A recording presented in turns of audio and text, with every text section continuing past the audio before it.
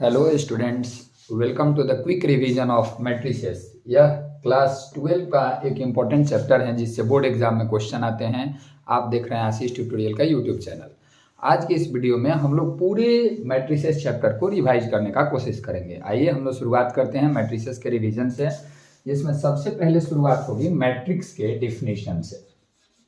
Matrix होता क्या है? एक्चुअल में matrices is the plural of matrix. Matrix एक वर्ड है, मैथमेटिकल वर्ड, जिसका प्लूरल होता है मैट्रिसेस। मैट्रिक्स क्या होता है? तो matrix is simply rectangular arrangement of numbers और ऑब्जेक्ट्स, यानी नंबर और ऑब्जेक्ट्स के रेक्टेंगुलर अरेंजमेंट को हम लोग मैट्रिक्स बोलते हैं। जैसे अगर हम इस तरह से अरेंज कर देते हैं 2 -4 5 1 7 3, तो यह एक हमारा मैट्रिक्स है। या जैसे हम ऐसे अरेंज कर दिए, मान लें सपोज करें 3 5 9 2 1 7 -2 3 1, तो यह हमारा एक मैट्रिक्स है। या एक ऐसे अरेंज कर ले हम 2 5 7, तो यह भी नंबर का एक रेक्टेंगुलर अरेंजमेंट है। यह सारे के सारे मैट्रिसेस हैं। यह एक मैट्रिक्स है, यह एक मैट्रिक्स है, यह भी हमारा एक मैट्रिक्स हुआ। मैट्रिक्स का नाम हमेशा कैपिटल लेटर से होता है। मान लीजिए इस मैट्रिक्स का नाम ए है, इसका नाम हम बी मान लेते हैं और इसका नाम सी मान लेते हैं।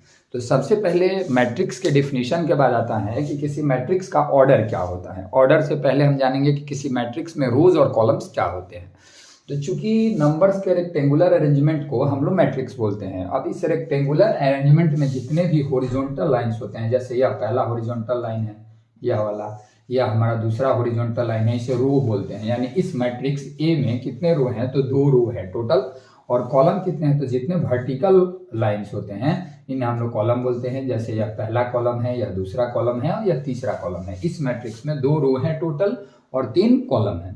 उसी तरह मैट्रिक्स बी में टोटल रो की संख्या 3 है, पहला रो, दूसरा रो, तीसरा रो, और कॉलम की संख्या भी इसमें कितनी है? तो 3 है।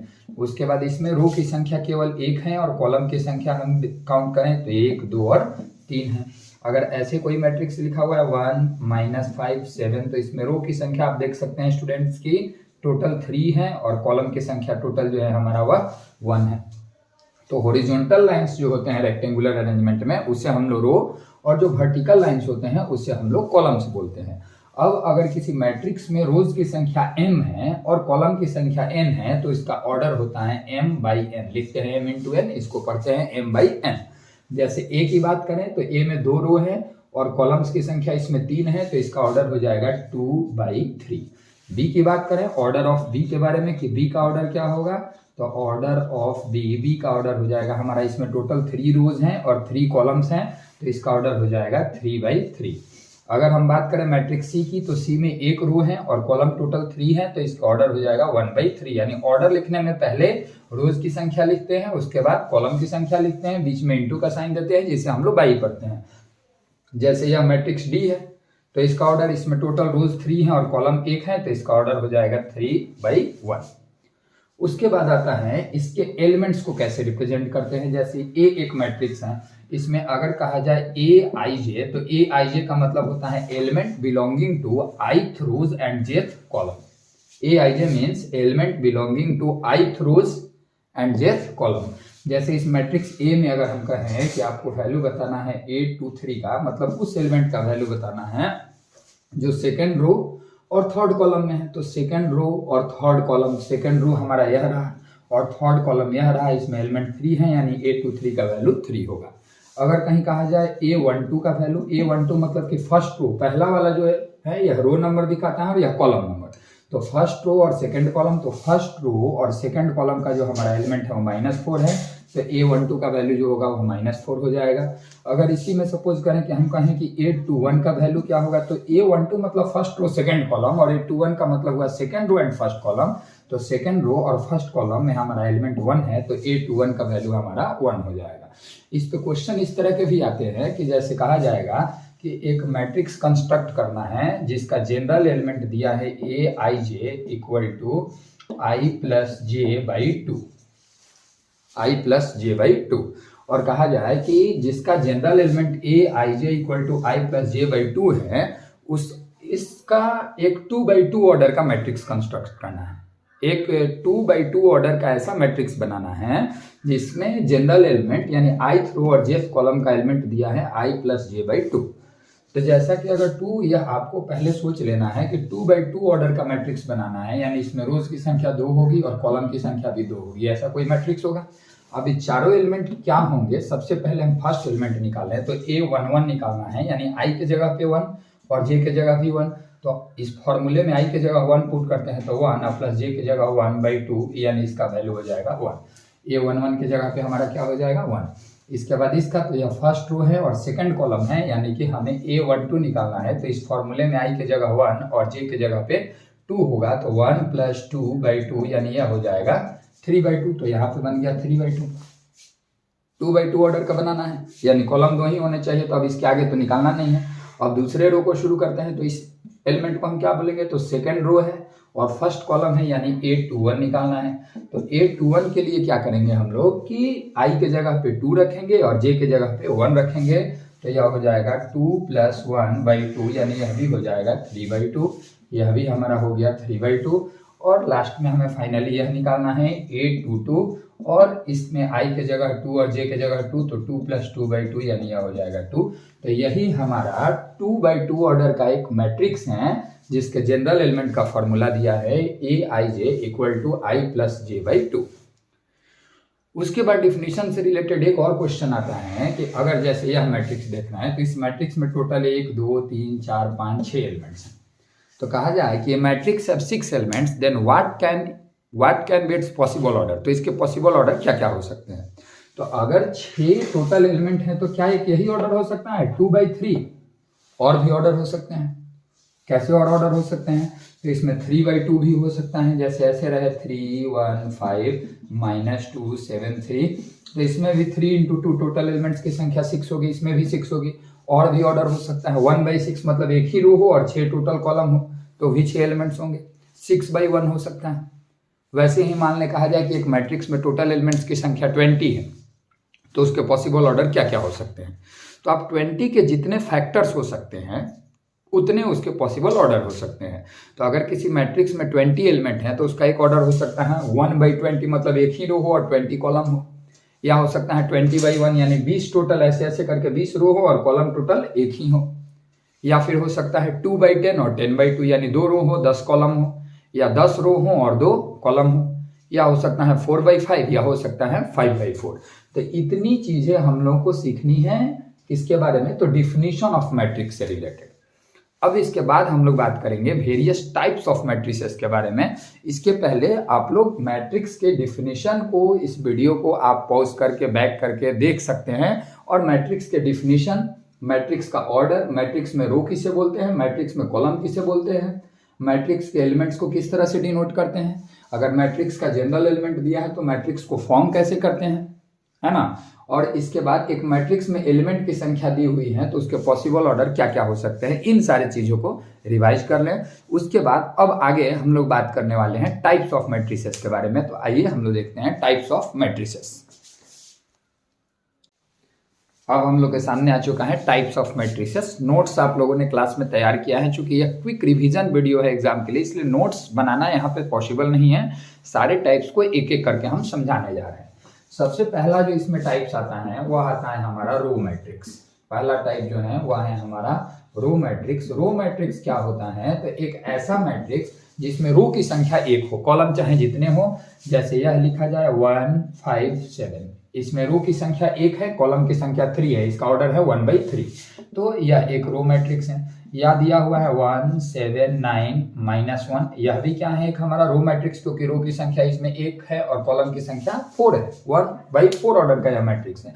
तो वैसा कोई भी मैट्रिक्स जिसमें रो की संख्या 1 हो, कॉलम की संख्या चाहे 1 हो या 1 से ज्यादा हो, जैसे यह भी है, या एक ही रो है और एक ही कॉलम है, तो इसका ऑर्डर 1/1 है, लेकिन इसमें भी रो की संख्या 1 है, इसलिए इसे भी हम रो मैट्रिक्स बोल सकते हैं।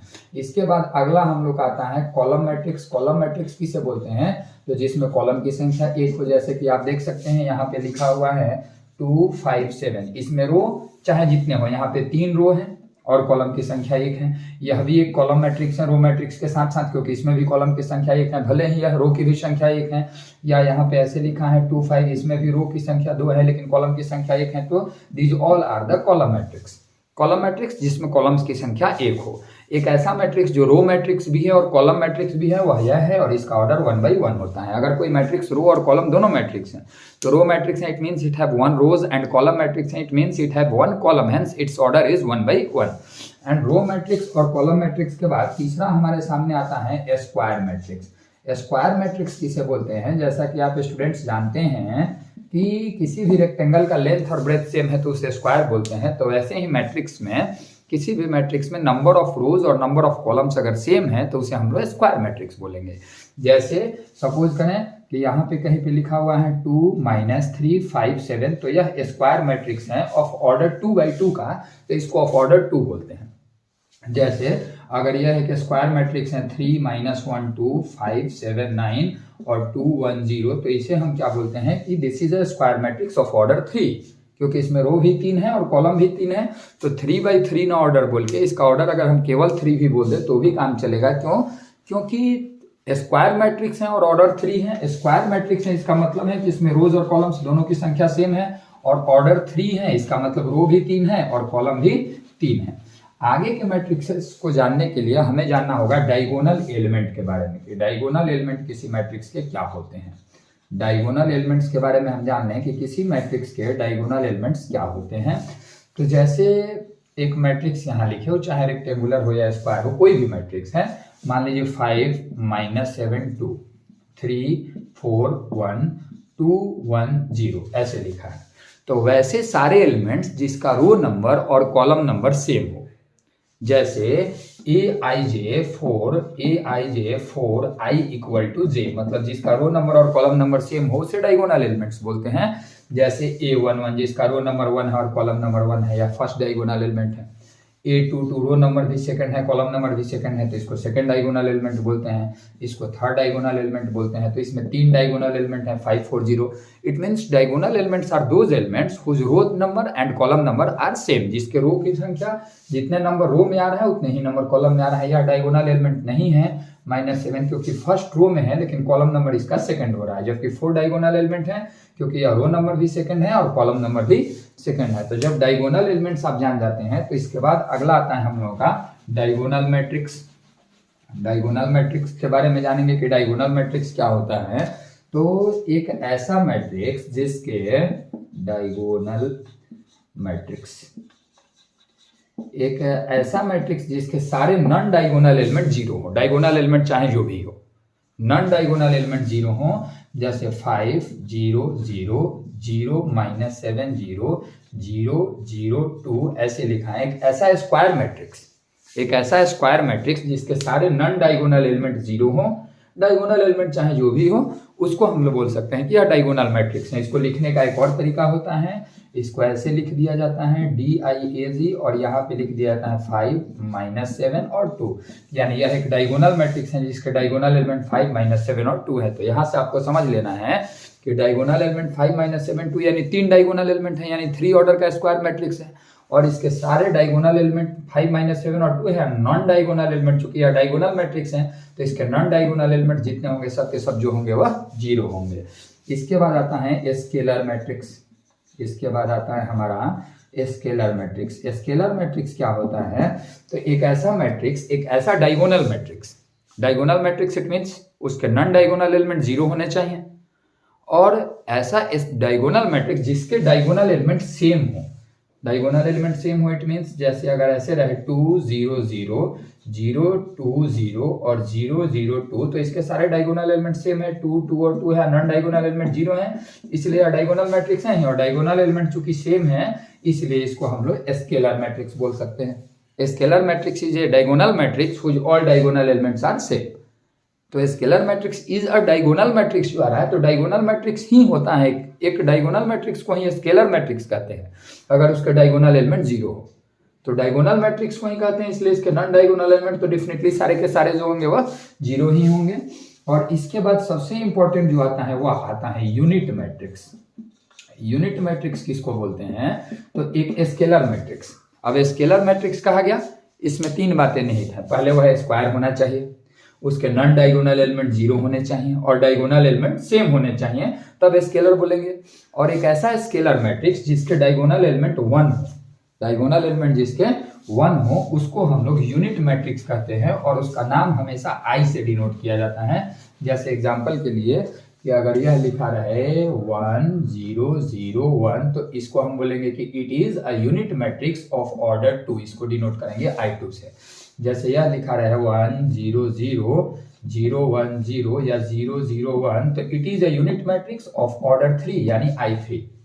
तो इस तरह से हम यूनिट मैट्रिक्स को डिफाइन कर सकते हैं। यूनिट मैट्रिक्स का इनवर्स ऑफ मैट्रिसेस या इन सारे चीज़ों में बहुत इंपॉर्टेंट रोल है, लेकिन उसके लिए पहले जब हम इनवर्स पढ़ेंगे तो पता चलेगा। अभी फिलहाल जानना है कि यूनिट मैट्रिक्स यानी एक ऐसा मैट्रिक्स जिसके डायगोनल एलिमेंट्स 1 हो और सारे नॉन डायगोनल एलिमेंट्स 0 हो, उसको हम लोग यूनिट मैट्रिक्स बोल सकते हैं। तो इतने मैट्रिसेस के टाइप्स हैं। इसके अलावा एक जीरो मैट्रिक्स भी होता है जिसके सारे के सारे एलिमेंट्स 0 हों, उसको हम लोग जीरो मैट्रिक्स बोलते हैं। उसके बाद 2 मैट्रिसेस को हम लोग इक्वल और कंपेरेबल का बोलते हैं, इस पे जरा ध्यान देने की जरूरत है। तो 2 मैट्रिक्स हैं, वह 2 मैट्रिक्स कंपेरेबल तब कहलाते हैं जब दोनों का ऑर्डर सेम हो। जैसे यहाँ पे 5 7 2 -1 और 9 2 7 -3, यह दोनों कंपेरेबल मैट्रिसेस हैं। ध्यान रहे कि एडिशन और सब्सट्रैक्शन केवल कंपेरेबल मैट्रिसेस का ही किया जा सकता है। 2 मैट्रिसेस कंपेरेबल तब होते हैं जब दोनों का ऑर्डर जो हो वह ऑर्डर सेम हो, मतलब दोनों में रो की भी संख्या सेम हो और दोनों में कॉलम की भी संख्या सेम हो। अब अगर यह दोनों मैट्रिसेस कंपेरेबल हैं तो इन दोनों को अगर ऐड करने के लिए कहा जाए तो आप कॉरस्पॉन्डिंग एलिमेंट को जोड़ लेंगे। 5 में जोड़ लेंगे 9 को तो हो जाएगा 14, 2 में जोड़ लेंगे 2 को तो 4, 7 में जोड़ लेंगे 7 को तो 14, -1 में -3 को ऐड करेंगे तो -4। यह हमारा 2 कंपेरेबल मैट्रिसेस का एडिशन हुआ। और जरा समझें कि मान लीजिए सपोज करें कि अगर A इक्वल टू दिया है 5 9 -2 3 और B इक्वल टू अगर दिया हुआ है 2 7 और कहा जाए कि इन दोनों को ऐड कीजिए, तो चूंकि यह दोनों मैट्रिसेस कंपेरेबल नहीं है, कंपेरेबल नहीं है, इट मीन्स दोनों का ऑर्डर सेम नहीं है, इसलिए दोनों का एडिशन या सब्सट्रैक्शन पॉसिबल नहीं है।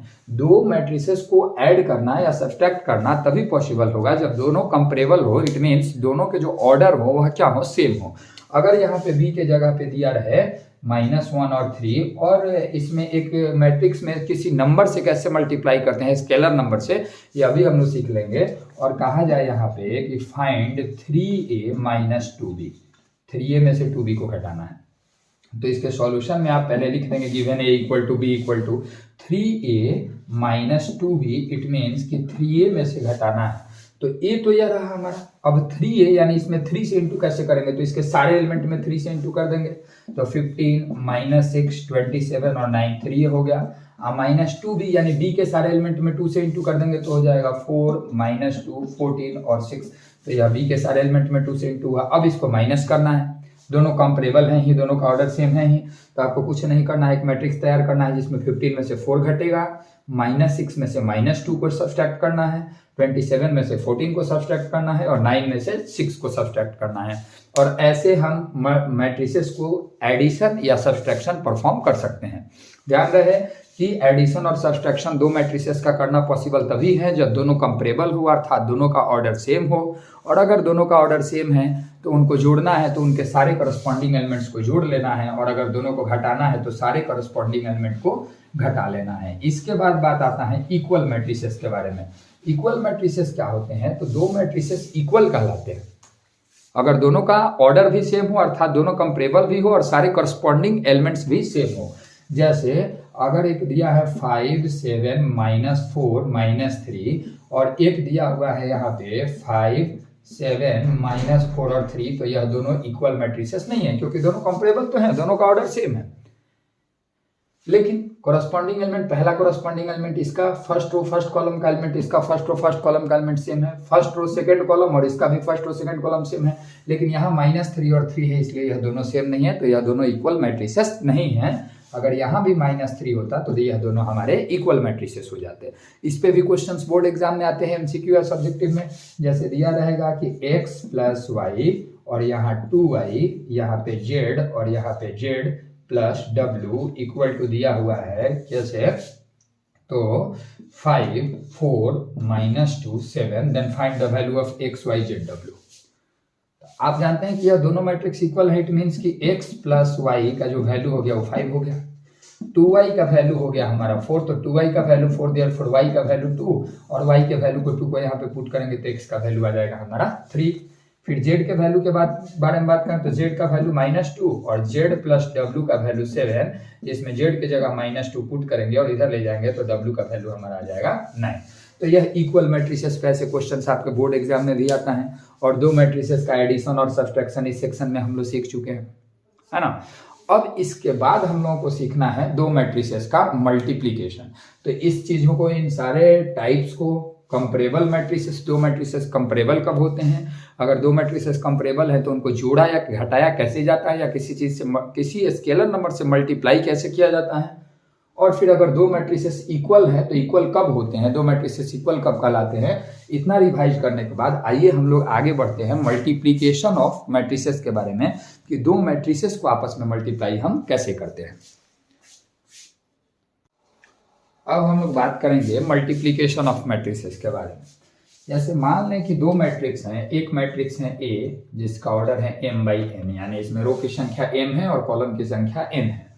एक मैट्रिक्स है B जिसका ऑर्डर है p/q, यानी इसमें रो की संख्या p है और कॉलम की संख्या q है।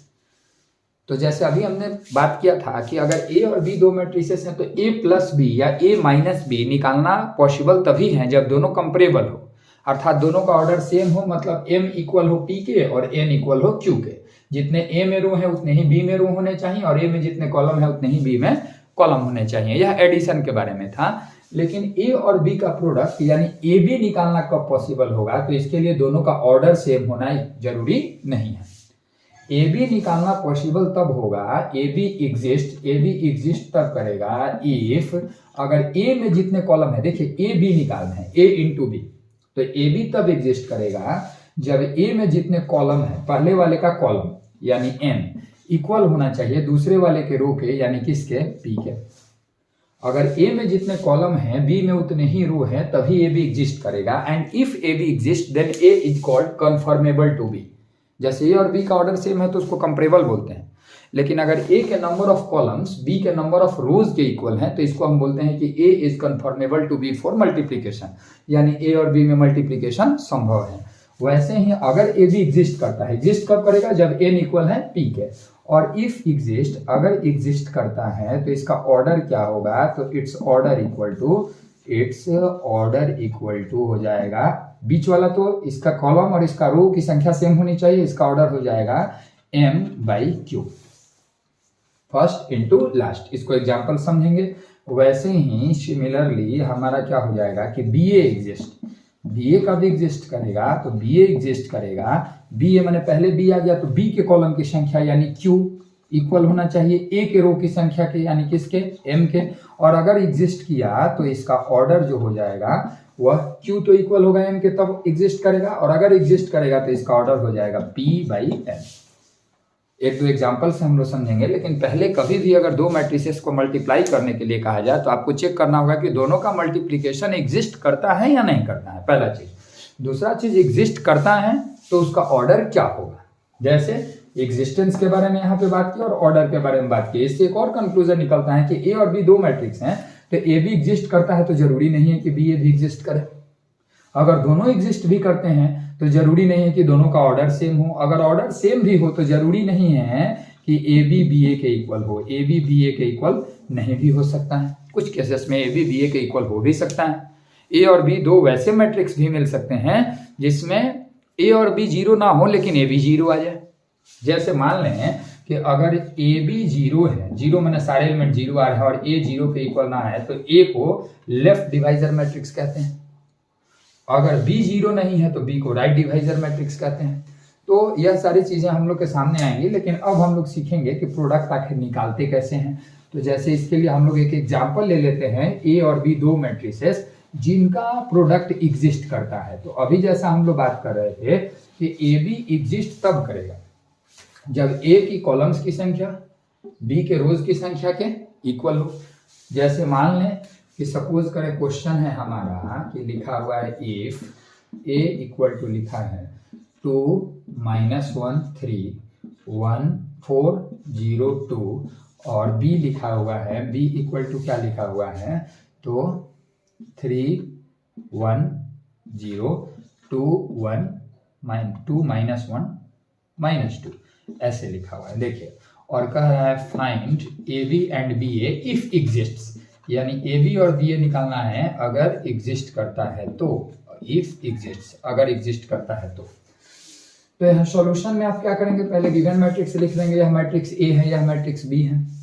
अब ए का ऑर्डर जो ए आप जब लिखेंगे तो यहाँ पे इसके नीचे इसका ऑर्डर भी लिखेंगे। क्या है ऑर्डर, 2 रो है और कॉलम टोटल 3 है, तो इसका ऑर्डर हो जाएगा 2/3।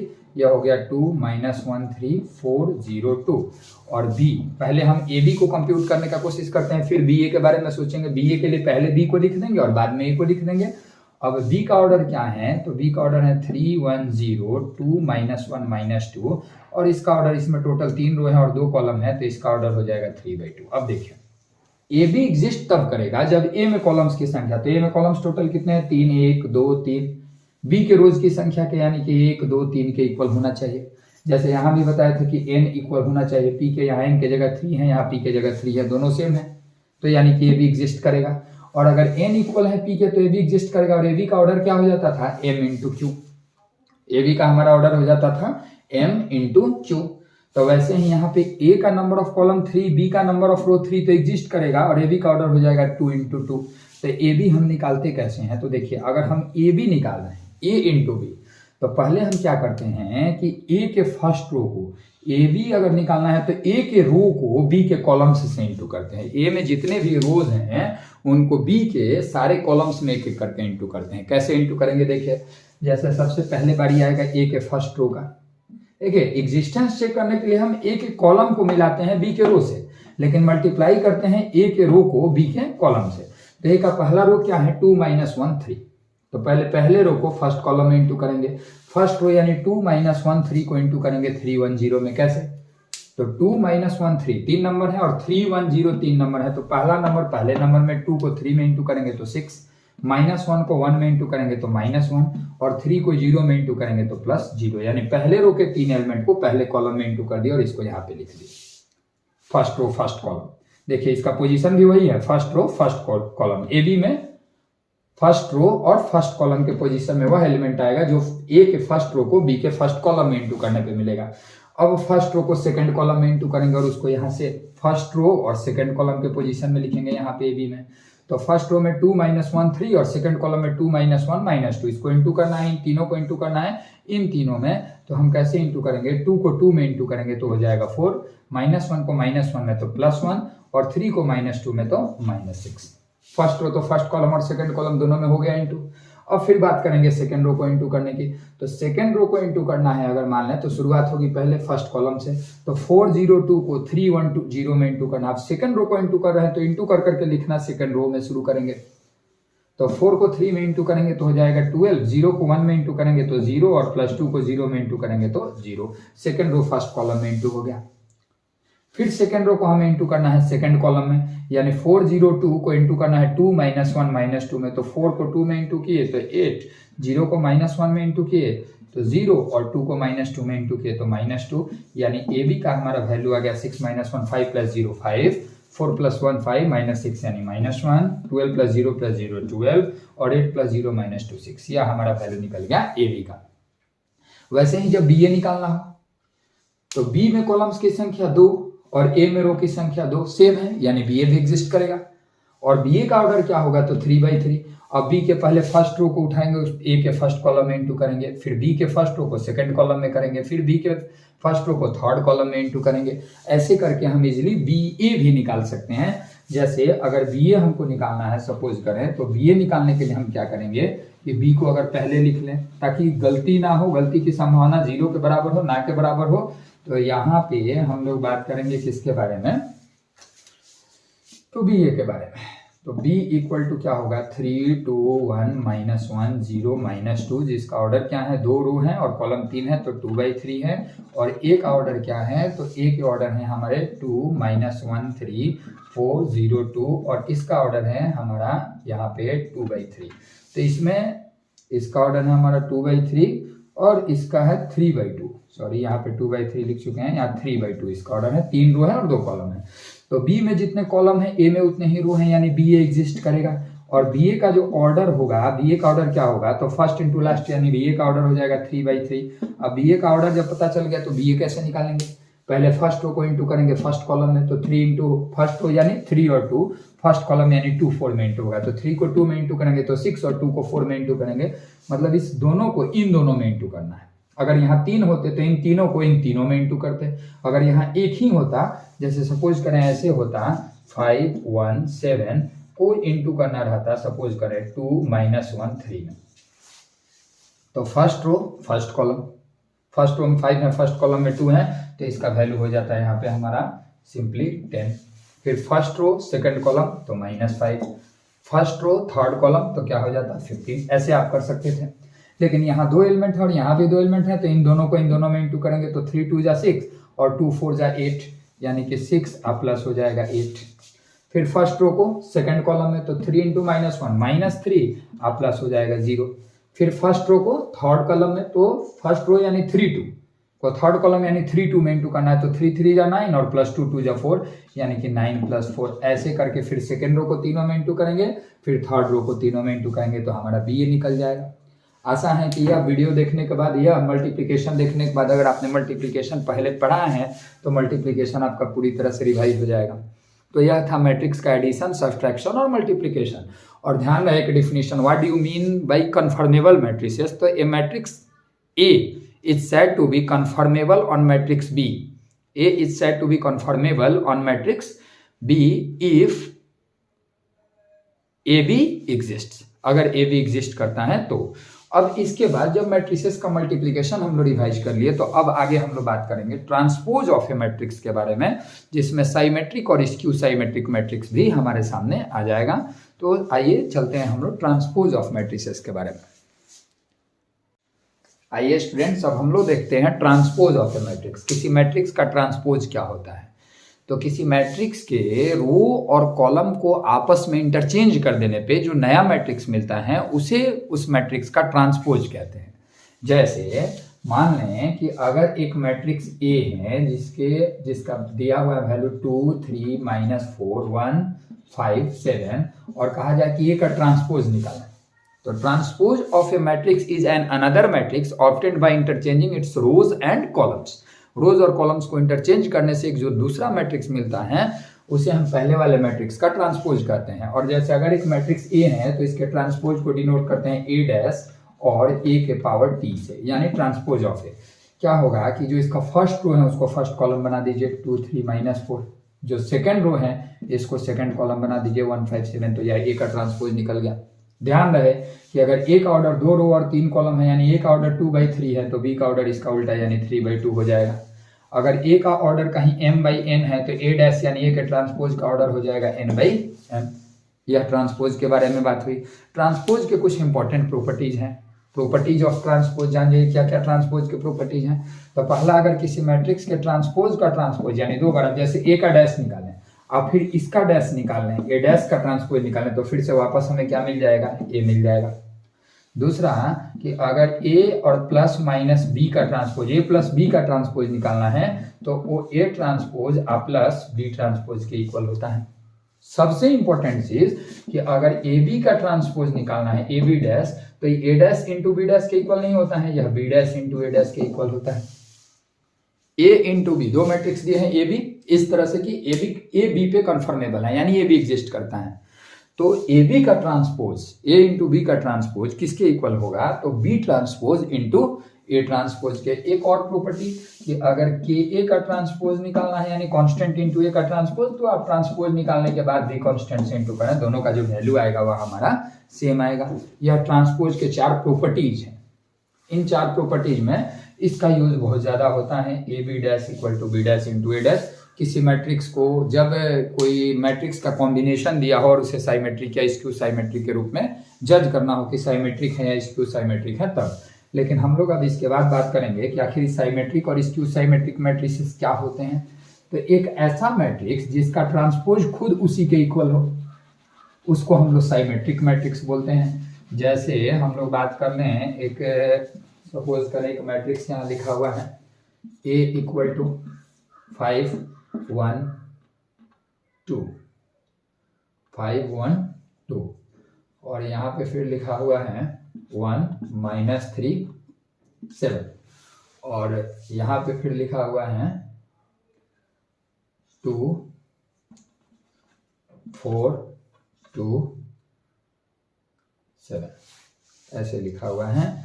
या इसके बारे में अगर हम देखें कि यह साइमेट्रिक मैट्रिक्स है या कैसा मैट्रिक्स है, तो अगर हम A डैश निकालते हैं तो जो 5 1 2 है फर्स्ट रो है वो फर्स्ट कॉलम बन जाएगा 5 1 2। सेकंड रो जो है 1 -3 7 या 1 -3 7 बन जाएगा, है ना। और थर्ड रो जो है 7 2 4 या थर्ड कॉलम बन जाएगा 7 2 4। तो यहाँ A डैश जो आप देख रहे हैं क्या A के इक्वल आया है, यह सोचने वाली बात है कि A डैश का वैल्यू क्या A के इक्वल आया है, तो बिल्कुल भी नहीं आया है। यानी यहाँ पे A साइमेट्रिक मैट्रिक्स नहीं है। A साइमेट्रिक मैट्रिक्स कब होता, तो अगर A डैश का वैल्यू किसके इक्वल हमारा आ जाता, तो A के इक्वल आता। किसके इक्वल आता, A के। जैसे अगर यहाँ पे सपोज करें कि 2 दिया रहता और यहाँ पे सपोज करें कि 7 दिया रहता, ऐसे रहता। तो फर्स्ट रो 5 1 2 है तो 5 1 2 होता first column. Second column row है -1 3 7 1 -3 7 सेकंड कॉलम बन जाता।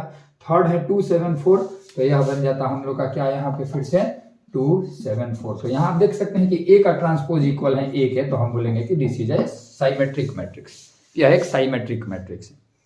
अब किसी भी मैट्रिक्स को चेक करना है कि साइमेट्रिक है या स्क्यू साइमेट्रिक। जैसे मान लें क्वेश्चन में 3-4 मैट्रिक्स दिए हैं A B C दिए हैं और कहें कि चेक कीजिए कि A + 3B - 2C साइमेट्रिक है कि नहीं।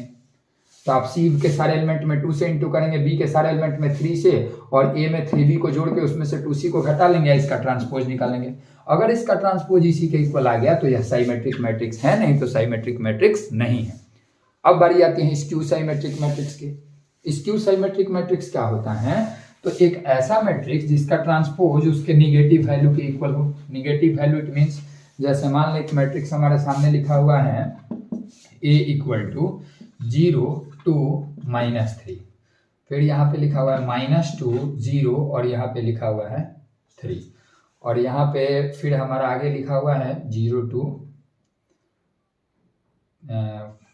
3 -2 0 ऐसे लिखा हुआ है। मान लीजिए यह एक मैट्रिक्स लिखा हुआ है।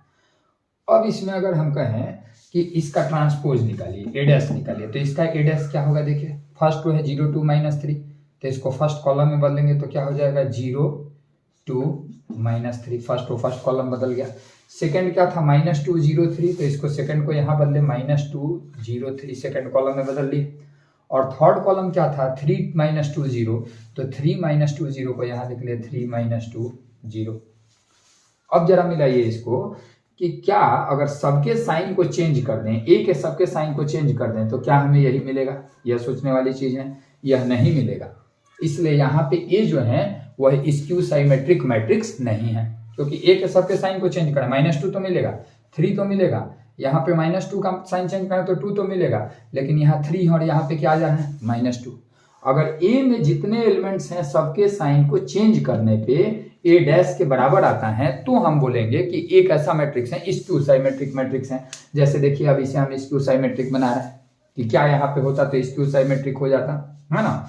तो यहाँ पे अगर सपोज करें कि यह पहला वाला तो पूरा मैच कर जा रहा है -2 0, यहाँ पे 3 ना हो करके यहाँ पे जो थर्ड रो है सेकेंड रो 3 ना हो करके यहाँ पे -2 होता तो यहाँ पे हमारा क्या आता 2, सॉरी यहाँ 2 होता तो यहाँ पे 2 आ जाता।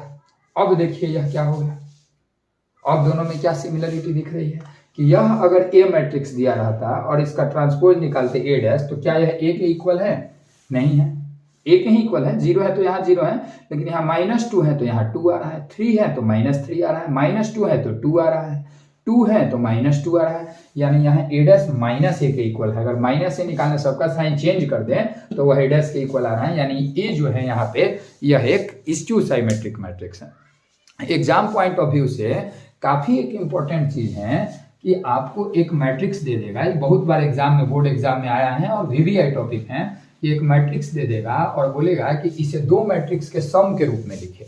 Express the matrix as the sum of two matrix such that one is symmetric and another is skew symmetric. एक साइमेट्रिक हो और एक स्क्यू साइमेट्रिक हो। तो इसके लिए हम एक रिजल्ट पे बात करें कि कोई भी स्क्वायर मैट्रिक्स ए है, for any square matrix A plus A dash is always symmetric. A में ए के ट्रांसपोज को अगर हम जोड़ दें, कोई भी स्क्वायर मैट्रिक्स है, ए और ए डैश को जोड़ने से जो मिलेगा वह हमेशा साइमेट्रिक होगा। कैसे? तो जैसे ए प्लस ए डैश आता है, कोई भी मैट्रिक्स है तो ए प्लस ए डैश का ट्रांसपोज निकालिए, तो क्या हो जाएगा? ए प्लस ए डैश का ट्रांसपोज, तो A transpose plus A dash का ट्रांसपोज। आप जानते हैं कि ए डैश का ट्रांसपोज ए होता है, अभी प्रॉपर्टी में हम लोग बात कर रहे थे ए, यानी कि ए प्लस ए डैश के ही इक्वल होता है ए प्लस ए डैश का ट्रांसपोज। इसलिए ए प्लस ए डैश हमेशा जो होता है वह साइमेट्रिक मैट्रिक्स होता है, और इसी तरह से ए माइनस ए डैश जो होता है हमेशा स्क्यू साइमेट्रिक मैट्रिक्स होता है। तो अगर क्वेश्चन में आप इसका प्रैक्टिस करके एग्जाम में जरूर जाएंगे कि अगर a इक्वल टू रहे 2 3 4 -5 6 7 1 0 9 और कहे कि express the matrix A as a sum of symmetric and skew symmetric matrix, यानी A को दो मैट्रिसेस के सम के रूप में लिखना है इस तरह से कि उनमें से एक साइमेट्रिक हो और एक स्क्यू साइमेट्रिक हो। तो कैसे लिखेंगे एक साइमेट्रिक और एक स्क्यू साइमेट्रिक मैट्रिसेस के सम के रूप में? तो आप क्या करेंगे, पहले ए दिया है, सॉल्यूशन में पूरा हम लैंग्वेज समझा रहे हैं। आप given matrix A equal to इतना लिख दिए, फिर लिखेंगे therefore A dash equal to, इसका ट्रांसपोज निकाल लेंगे क्या होगा। अब उसके बाद क्या निकालेंगे, तो देयरफॉर हाफ, एक मैट्रिक्स मानेंगे पी इक्वल टू क्या मानेंगे, तो half of A plus A dash, माने ए और ए डैश को जोड़ के, क्योंकि ए प्लस ए डैश एक साइमेट्रिक मैट्रिक्स होता है हमेशा, तो a प्लस ए डैश और इसका हाफ कर देंगे तो ये भी एक साइमेट्रिक मैट्रिक्स होगा। या एक निकाल लेंगे ऐसे, p निकल गया, फिर एक q निकालेंगे और q क्या होगा, तो half of a minus A dash, क्योंकि a माइनस ए डैश जो होगा वह हमेशा एक स्क्यू साइमेट्रिक मैट्रिक्स होगा। आपको क्वेश्चन में क्या करना था कि a को, स्क्वायर मैट्रिक्स a को दो मैट्रिक्स के सम के रूप में लिखना था, दो मैट्रिसेस के सम के रूप में लिखना था इस तरह से कि एक साइमेट्रिक हो और एक ठो स्क्यू साइमेट्रिक हो। तो वह दो मैट्रिक्स जिनका सम ए होगा और एक साइमेट्रिक हो और एक स्क्यू साइमेट्रिक हो, वह दो मैट्रिक्स यही होते हैं। पी आप निकाल लेंगे half of A plus A dash और एक क्यू निकाल लेंगे half of A minus A dash. यह वाला साइमेट्रिक होगा, यह वाला स्क्यू साइमेट्रिक होगा, और दोनों को हम ऐड करेंगे तो दोनों को ऐड करने पे हमारा आ जाएगा ए। इतना कॉन्सेप्ट हम लोग को पढ़ना है साइमेट्रिक और स्क्यू साइमेट्रिक मैट्रिसेस के बारे में और ट्रांसपोज ऑफ मैट्रिसेस के बारे में।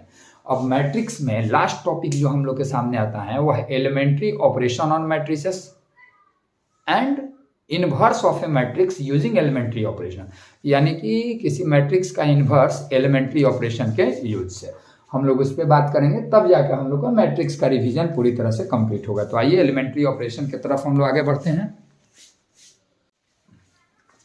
अब आते हैं हम लोग एलिमेंट्री ऑपरेशंस ऑन मैट्रिसेस के बारे में कि मैट्रिसेस के एलिमेंट्री ऑपरेशंस क्या क्या होते हैं, जरा इस पर हम लोग डिस्कशन करेंगे। तो अगर कोई मैट्रिक्स है, जैसे मान लें कि A इक्वल टू एक मैट्रिक्स लिखा हुआ है 2 -1 5 3 0 2 2 9 1 ऐसे लिखा है। तो इसमें एलिमेंट्री रो ऑपरेशन 3 तरह के होते हैं और एलिमेंट्री कॉलम ऑपरेशन भी 3 तरह के होते हैं। इन एलिमेंट्री ऑपरेशन की जरूरत क्यों पड़ती है, तो अगर A पे कोई एलिमेंट्री ऑपरेशन करते हैं और एक नया मैट्रिक्स बनाते हैं, तो जो नया मैट्रिक्स बनेगा वह A का इक्विवेलेंस मैट्रिक्स कहलाएगा। यहां से यह भी डिफिनीशन आता है कि इक्विवेलेंस मैट्रिक्स क्या होता है। तो for a matrix A and another matrix obtained by performing one और मोर एलिमेंट्री ऑपरेशन, यानी किसी मैट्रिक्स A पे एक या एक से ज्यादा एलिमेंट्री ऑपरेशन परफॉर्म करने से जो नया मैट्रिक्स मिलता है is called equivalence matrix of A का इक्विवेलेंस मैट्रिक्स होता है। लेकिन अब एलिमेंट्री ऑपरेशन क्या है कि फर्स्ट रो को सेकंड कॉलम में इंटू कर दे तो क्या एलिमेंट्री ऑपरेशन है, तो नहीं। 3 तरह के एलिमेंट्री रो ऑपरेशन होते हैं। एक पहला इंटरचेंजिंग रो, यानी कि अगर आप रो को इंटरचेंज कर देते हैं, इंटरचेंजिंग रो, रोज को अगर आप इंटरचेंज कर देते हैं तो जो मैट्रिक्स मिलेगा वह इक्विवेलेंस मैट्रिक्स होगा, क्योंकि रो को इंटरचेंज करना क्या है, एक एलिमेंट्री ऑपरेशन। जैसे अगर रो 1 को रो 3 के जगह लिख दे और रो 3 को रो 1 के जगह, या रो 1 और रो 2 को इंटरचेंज कर दें कि रो 1 इंटरचेंज टू R3, इसको ऐसे लिखते हैं, मतलब रो 1 और दोनों तरफ एरो है, मतलब रो 1 इंटरचेंज टू R3। रो 1 को रो 3 में बदल दे, रो 1 को ले जाए रो 3 के जगह पे, रो 3 को ले जाए रो 1 के जगह पे, तो जो एक नया मैट्रिक्स मिलेगा वह ए का इक्विवेलेंस मैट्रिक्स कहलाएगा, क्योंकि यह एक एलिमेंट्री ऑपरेशन है। किसी भी दो रो को आपस में इंटरचेंज कर देना, बदल देना, दो रो को आपस में इंटरचेंज करना एलिमेंट्री ऑपरेशन कहलाता है। इसके बाद अगला आता है हम लोगों को multiplication of a row by a constant, non zero constant. जैसे कि रो 1 में अगर हम किसी कांस्टेंट 5 से इंटू कर दिए, -5 से इंटू कर दिए, या रो 1 में हम 13 से इंटू कर दिए, किसी भी कांस्टेंट से इंटू कर दिए नॉन जीरो कांस्टेंट से, तो यह भी एक एलिमेंट्री ऑपरेशन है। यानी कि किसी भी रो के अगर कहा जाए कि एलिमेंट्री ऑपरेशन करना है तो आप किसी भी रो के सारे एलिमेंट्स में, किसी भी रो के तीनों एलिमेंट्स में या जितने एलिमेंट्स हैं उस रो में, सब में अगर किसी कांस्टेंट से मल्टीप्लाई कर देते हैं तो यह जो आपने ऑपरेशन किया, जो आपने काम किया, वह भी क्या होता है, एलिमेंट्री ऑपरेशन होता है। और तीसरा क्या होता है कि किसी रो में किसी कांस्टेंट से मल्टीप्लाई करके उसे किसी दूसरे रो में ऐड कर देने से, जैसे अगर लिख दें R2 tends to R2 plus 3R1, यानी R2 में 3 इंटू R1 को जोड़ दीजिए या घटा लीजिए, यानी कि R1 के तीनों एलिमेंट में 3 से मल्टीप्लाई करके और इसको कॉरस्पॉन्डिंग एलिमेंट में जोड़ना है। किसके कॉरस्पॉन्डिंग एलिमेंट में, तो R2 के। तो 2 3 जा 6, 6 को 3 में जोड़े तो यहाँ हो जाएगा 9, यहाँ पे -1 इंटू 3, -3 या 0 में जोड़े तो हो जाएगा -3, और 5 3 या 15 को 2 में जोड़े तो हो गया 17। तो यह भी जो ऑपरेशन हुआ यह एलिमेंट्री रो ऑपरेशन हुआ। और ऐसे ही 3 एलिमेंट्री कॉलम ऑपरेशन होते हैं। कॉलम ऑपरेशन भी यही कि दो कॉलम को आपस में इंटरचेंज कर देना, दो कॉलम को आपस में बदल देना, एलिमेंट्री कॉलम ऑपरेशन है। किसी कॉलम के प्रत्येक टर्म में किसी नॉन जीरो कांस्टेंट से मल्टीप्लाई कर देना भी क्या है, एलिमेंट्री कॉलम ऑपरेशन है। और किसी कॉलम के प्रत्येक टर्म में किसी नॉन जीरो से मल्टीप्लाई करके उसे दूसरे कॉलम्स के करस्पॉन्डिंग टर्म में ऐड कर देना भी क्या है, एक एलिमेंट्री ऑपरेशन है। एलिमेंट्री रो ऑपरेशन की हेल्प से 12th क्लास में हम निकालना सीखते हैं किसी मैट्रिक्स का इनवर्स। लेकिन फिर से एक बार रिकॉल कर दें, एलिमेंट्री ऑपरेशन 3 होते हैं। किसी दो रो को आपस में इंटरचेंज कर लेना एलिमेंट्री ऑपरेशन है। किसी रो के प्रत्येक एलिमेंट में किसी कांस्टेंट से, नॉन जीरो कांस्टेंट से मल्टीप्लाई कर देना एलिमेंट्री ऑपरेशन है। और किसी रो के प्रत्येक एलिमेंट में किसी नॉन जीरो कांस्टेंट से मल्टीप्लाई करके उसे दूसरे रो के एलिमेंट्स में ऐड कर देना भी एलिमेंट्री ऑपरेशन है।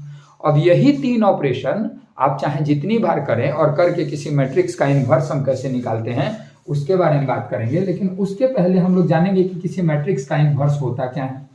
तो किसी भी मैट्रिक्स का अगर आपको इनवर्स निकालना है तो इनवर्स निकालने के लिए क्या करते हैं, पहले यह देखें कि इनवर्स होता क्या है। तो एक स्क्वायर मैट्रिक्स ए है, तो any square matrix A is said to be invertible if there exist a square matrix B of same order such that A B equal to B A equal to I. मतलब कोई square matrix A है, जैसे लिखा है 4 -7 3 2, ऐसे लिखा। तो इनवर्सिएबल कब कहलाएगा, मतलब इसका इनवर्स निकालना संभव कब है ए का, जब एक मैट्रिक्स बी एग्जिस्ट करता हो, यानी एक ऐसा मैट्रिक्स बी मिल सकता है, निकाला जा सकता है कि ए इंटू बी करें चाहे बी इंटू ए करें तो आइडेंटिटी मैट्रिक्स यानी 1 0 0 1 आए। अगर ए बी और बी ए दोनों का वैल्यू आई आता है तो हम बोलते हैं कि ए जो है इनवर्सिएबल मैट्रिक्स है और बी ही ए का जो कहलाता है वह क्या कहलाता है, इनवर्स कहलाता है। तो सिंपली हम कैसे इनवर्स को डिफाइन कर सकते हैं कि any square matrix A is said to be invertible if there exists a matrix B, there exists a matrix B such that A B equal to B A equal to I, and if exist then B is called inverse of A. B जो है वह ए का क्या कहलाता है, inverse कहलाता है। यह तो हुई डिफिनीशन की बात। अब हमारा आएगा कि आप एलिमेंट्री रो ऑपरेशन के हेल्प से कैसे निकालते हैं किसी मैट्रिक्स का इनवर्स। जैसे क्वेश्चन में यही दिया रहे 2 by 2 ऑर्डर का लिखे हैं, 3 by 3 ऑर्डर का भी हो सकता है। अब क्वेश्चन में दिया रहे कि इस मैट्रिक्स का इनवर्स निकालना है एलिमेंट्री रो ऑपरेशन से, तो आप सबसे पहले क्या लिखेंगे कि गिवन मैट्रिक्स, यह इंपॉर्टेंट चीज है बोर्ड एग्जाम के लिए, given matrix A equal to 4 3 -7 2 लिख दिए। अब क्या कर सकते हैं हम, जब आप किसी भी मैट्रिक्स, देखिए ध्यान देना है कि 2 ऑर्डर का यह मैट्रिक्स हो सकता है या फिर यह मैट्रिक्स आपका 3 ऑर्डर का भी हो सकता है। तो प्रत्येक दोनों स्थितियों में 2 ऑर्डर का हो या 3 ऑर्डर का हो, आप पहले लिखेंगे एज वी नो, जैसा कि हम जानते हैं, क्या जानते हैं कि A इक्वल होता है आई ए के। आई मतलब आइडेंटिटी मैट्रिक्स, आइडेंटिटी मैट्रिक्स को किसी में भी इंटू करेंगे तो वही सेम मैट्रिक्स आएगा। तो A इक्वल होता है आई ए के। अब A मतलब क्या हुआ कि 4 3 माइनस 7 2 इक्वल होगा किसके, 1 0 0 1 इंटू A के। अब आपको इसका इनवर्स निकालना है, तो आप क्या करेंगे कि इस मैट्रिक्स पे बार बार एलिमेंट्री ऑपरेशन परफॉर्म कर करके इसको आई बनाएंगे, आई बनाएंगे, यानी 1 0 0 1 बनाएंगे, 1 0 0 1 बनाएंगे। तो अगर 1 0 0 1 इस मैट्रिक्स को आपको बनाना है तो आप इसे तो 1 हालांकि बाद में भी बना सकते हैं कि बाद में अगर इसको 0 बना लेंगे तो आप इस पूरे रो में 1/4 से मल्टीप्लाई कर देंगे, क्योंकि आप जानते हैं किसी भी रो में किसी कांस्टेंट से मल्टीप्लाई करना एलिमेंट्री ऑपरेशन है, और इसको आइडेंटिटी मैट्रिक्स बनाना है एलिमेंट्री ऑपरेशन से ही, एलिमेंट्री ऑपरेशन से ही आइडेंटिटी मैट्रिक्स बनाना है।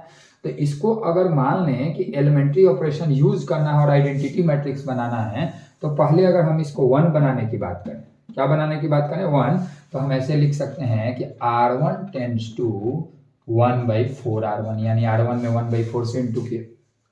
तो इसको आइडेंटिटी बनाने के लिए जो भी ऑपरेशन करेंगे उसे RHS में भी परफॉर्म करेंगे। तो R1 में अगर हम मल्टीप्लाई करेंगे 1/4 से तो क्या होगा, देखिए यहाँ पे 1/4 से मल्टीप्लाई किया, 4 में 1/4 से 1 माइनस क्या हो गया 7/4। उसी तरह इक्वल टू इस साइड में क्या हो जाएगा 1/4 से, तो 1/4 0 और नीचे वाला तो सेम ही रह गया। यह पहला हमारा एलिमेंट बना, इसको आइडेंटिटी मैट्रिक्स बनाना था तो पहला तो 1 बन गया, पहला वाला जो है हमारा वो 1 बन गया। अब ध्यान रहे कि आप एलिमेंट्री रो ऑपरेशन से बना रहे हैं तो पहले एक एक कॉलम को ठीक करेंगे। इसको 1 बनाए तो अब इसको 0 नहीं बनाने जाएंगे, अब इसको हम 0 बनाने का कोशिश करेंगे, 1 0, फिर इसको बनाएंगे 0, फिर इसको बनाएंगे 1, ऐसे करेंगे। और एलिमेंट्री रो ऑपरेशन ही बार बार करना है, यानी 3 तरह का ऑपरेशन कर सकते हैं, 2 रो को आपस में बदल सकते हैं, या फिर किसी रो में किसी कांस्टेंट से मल्टीप्लाई कर सकते हैं, या फिर किसी रो में किसी कांस्टेंट से मल्टीप्लाई करके उसे दूसरे रो में जोड़ या घटा सकते हैं। तो अब इसको हमें 0 बनाना है, इसे क्या बनाना है 0, 3 को 0 बनाना है, आइडेंटिटी मैट्रिक्स इसको कन्वर्ट करना है, और जो ऑपरेशन इस पे करेंगे उसे दूसरे साइड भी करते जाना है ऑटोमेटिकली, लेकिन करना है इसके अकॉर्डिंगली है। तो इसको अगर 0 बनाना है तो हम क्या लिखेंगे, R2 टेंड्स टू, अब देखिए 3 है और इसको 0 बनाना है तो R2 में से 3 इंटू R1 को घटा लेंगे, यानी R1 इंटू 3, इसमें 3 से मल्टीप्लाई करके R1 में और उसको R2 में से घटाएंगे। यह भी एक एलिमेंट्री ऑपरेशन है, किसी रो में किसी कांस्टेंट से मल्टीप्लाई करके उसे दूसरे रो में जोड़ देना या घटा देना। तो इस बार R2 टेंड्स टू मैंने R2 के जगह पे यह लिखना है, तो R1 सेम रह जाएगा 1 माइनस 7/4, और इक्वल टू के इस साइड भी यहाँ पे रह जाएगा 1/4 और यहाँ 0। लेकिन अब देखिए R2 में क्या करना है, तो R2 में से 3 इंटू R1 घटाना है, तो 3 इंटू R1 यानी 3 इंटू 1 को 3 में से घटाएंगे तो यहाँ आएगा 0। 3 इंटू 7/4 यानी माइनस 21/4 को 2 में से घटाएंगे तो 2 में से घटाएंगे माइनस 21/4 यानी प्लस हो जाएगा, और यह हो जाएगा हमारा टोटली 29/4, यह हो गया 29/4। फिर 0 में से घटाएंगे, किसको घटाएंगे 1/4 इंटू 3 यानी 3/4 को, इसको घटाएंगे तो माइनस 3/4, और 1 में से घटाएंगे 3 इंटू 0 को तो 1 आ जाएगा, ये हो गया। देखिए हमारा यहाँ 1 बन गया, यहाँ पे हमारा 0 बन गया, 1 बना और क्या बन गया हम लोग का 0 बन गया।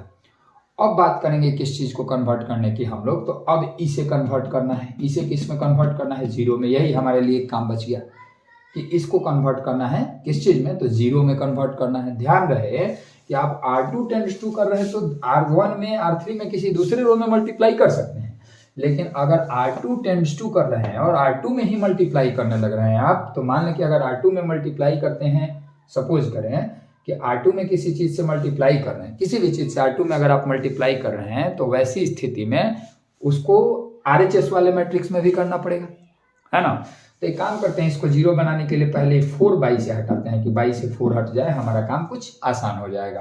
तो इसके लिए क्या करते हैं कि R1 टेंड्स टू 4R1 और फिर R2 टेंड्स टू 4R2 करेंगे, दोनों में 4 से इंटू करते हैं। तो अब क्या हो जाएगा 4 से इंटू करेंगे तो 4 माइनस 7, 4 हो गया माइनस 7 0 29, और फिर इक्वल टू क्या हो गया, तो इसमें भी 4 से मल्टीप्लाई किए तो 1, यहाँ हो गया 0, यहाँ हो गया -3 यहाँ हो गया 4 इंटू ए, यहाँ तक हम पहुंचे। अब इसको बनाना है 0, तो R1 में इंटू करेंगे 29 से कि 29 इंटू 7 हो जाए, और तब R2 में 7 से इंटू करके इसमें ऐड कर देंगे, 7 से इंटू करके इसमें क्या करेंगे, ऐड करेंगे। यानी हम ऐसे लिख सकते हैं R1 टेंड्स टू, R1 में पहले मल्टीप्लाई करेंगे, किससे मल्टीप्लाई करेंगे R1 में, तो चूंकि इसको 0 बनाना है ना, तो इसको डायरेक्ट जोड़ने पे तो 0 नहीं बनेगा, तो 29 R1 प्लस 7 R2, यानी R2 में 7 से मल्टीप्लाई करके और 29 R1 में क्या करेंगे, जोड़ देंगे, दोनों साइड ही काम करेंगे, तो ये क्या बन जाएगा 0। 0 जब बन गया तो इसको 1 बनाने के लिए R2 में 1/29 से, और इसको 1 बनाने के लिए R1 में 1/4 से मल्टीप्लाई करेंगे। तो जब यह 1 0 0 1 बन जाएगा तो यहाँ पे जो मैट्रिक्स आएगा वही ए का इनवर्स हो जाएगा। यानी ए को जब आप आई में बदल देंगे तो एज ए रिजल्ट आई जिस मैट्रिक्स में बदलेगा वही ए का हमारा इनवर्स कहलाएगा। और इस टॉपिक को अच्छे से रिवाइज कर लेना है, एग्जाम के लिए यह इंपॉर्टेंट है कि एलिमेंट्री रो ऑपरेशन से 3/3 ऑर्डर का भी हो सकता है। 3/3 ऑर्डर के एक मैट्रिक्स का इनवर्स पूछ दे, 2/2 ऑर्डर के एक मैट्रिक्स का इनवर्स पूछ दे, तो इतना चीज हम लोग को पढ़ना है चैप्टर मैट्रिक्स में। इसके बाद एलजेब्रा में और 2 चैप्टर्स हैं, एक डिटर्मिनेंट होगा जिसका अगला वीडियो आपको देखने के लिए मिलेगा, क्विक रिवीजन ऑफ डिटर्मिनेंट, और उसके बाद एक और चैप्टर मिलेगा adjoint and inverse of matrix and system of equation. इसको एक में हम लोग कंबाइन करेंगे कि किसी मैट्रिक्स का एडजॉइंट और उस मेथड से इनवर्स कैसे निकालते हैं और उसको सिस्टम ऑफ इक्वेशंस को सॉल्व करने में यूज कैसे करते हैं, क्योंकि सिस्टम ऑफ इक्वेशन से भी एक क्वेश्चन भी आई है जो बोर्ड एग्जाम में आता है। लेकिन एडजॉइंट पढ़ने के लिए, एडजॉइंट वाले मेथड से किसी मैट्रिक्स का इनवर्स पढ़ने के लिए हम लोग को किसी पहले मैट्रिक्स के, स्क्वायर मैट्रिक्स के डिटर्मिनेंट के बारे में जानना होगा। तो अगले वीडियो में हम लोग पहले रिवाइज करेंगे डिटर्मिनेंट को, उसके बाद हम लोग आगे बढ़ेंगे एडजॉइंट, इनवर्स और सिस्टम ऑफ इक्वेशन के बारे में। आज के इस वीडियो में मैट्रिक्स के रिवीजन में इतना ही। आशा है कि आप लोगों के बहुत काम आएगा यह वीडियो। आप लोग कमेंट करके बताएं कि इस वीडियो से आपके मैट्रिक्स का कितना रिवीजन हो पा रहा है और एग्जाम की प्रिपरेशन में आपकी कितनी मदद हो पा रही है। फिर मिलते हैं अगले वीडियो में चैप्टर डिटर्मिनेंट के क्विक रिवीजन के साथ। Thank you.